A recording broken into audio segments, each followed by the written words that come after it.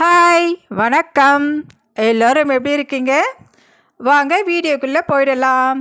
இது வந்து part 1 video தாங்க. ஏற்கனவே நான் ஒரு ஷார்ட் போட்டிருந்தேன். முளைப்பாரின்னு சொல்லிட்டு ஒரு விதை விதைச்சிருந்தோம் இல்லைங்களா, அது நல்லா கீரையாக வளர்ந்துருக்குங்க. இந்த கீரையை வச்சு தான் நாங்கள் ஒரு லன்ச்சு இன்றைக்கி ரெடி பண்ண போகிறோம். ஒரு டிஃப்ரெண்ட்டான லன்ச்சு எப்படின்றத இந்த வீடியோவில் பார்த்துடலாம் வாங்க.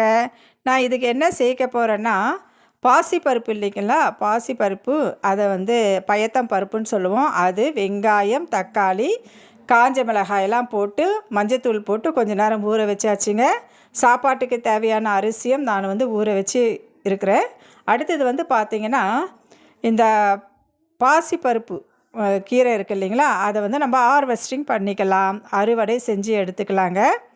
இது எப்படி இருக்குன்றத இந்த வீடியோவில் நம்ம பார்க்கலாம்.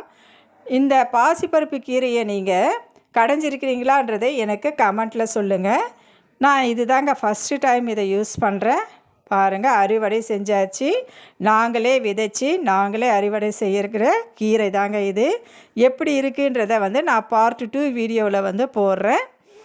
இது வந்து ஃபஸ்ட்டு நம்ம நல்லா வாஷ் பண்ணிவிட்டு துண்டு துண்டு பீஸாக கட் பண்ணி வேக வச்சு எடுத்துக்கலாங்க.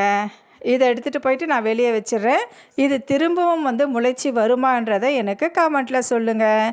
எங்களுக்கு தெரியல, அதனால் நாங்கள் திரும்ப முளைக்கும்னு சொல்லிட்டு வச்சுருக்கோம். சரிங்களா? இப்போ பாருங்கள், இது துண்டு துண்டு பீஸாக போச்சு. வாவ், எவ்வளோ சூப்பராக வெந்து வந்திருக்கு பாருங்கள். வெந்துருச்சு. பருப்பு, வெங்காயம், தக்காளி, அந்த பாசி பருப்பு, கீரை எல்லாம் வெந்து வந்துருச்சு. இதை வந்து இறக்கிடலாங்க. இறக்கிட்டு கொஞ்ச நேரம் ஆறட்டும். அதுக்குள்ளே நம்ம என்ன பண்ணலான்னா, சாதத்தை வந்து ரெடி பண்ணி எடுத்துக்கலாங்க. சாதம் ரெடி ஆகட்டும். இந்த சைடு நம்ம இந்த பாசிப்பருப்பு கீரையை எடுத்துகிட்டு போயிட்டு நல்லா கடைஞ்சி எடுத்துகிட்டு வரலாங்க. இது பார்ட் 1 வீடியோ தான். பார்ட் 2 வீடியோவில் இது எப்படி இருக்குன்றத வந்து டேஸ்ட் எப்படி இருக்குன்றத உங்களுக்கு பார்ட் 2 வீடியோவில் போடுறேன். சரிங்களா?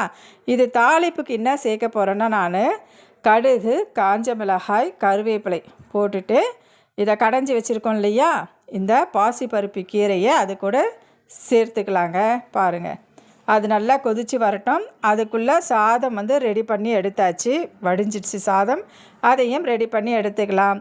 இந்த பார்ட் 1 வீடியோ பிடிச்சிருந்தால் லைக் பண்ணுங்கள், ஷேர் பண்ணுங்கள், கமெண்ட் பண்ணுங்கள், முக்கியமாக சப்ஸ்கிரைப் பண்ணுங்கள். பாய்.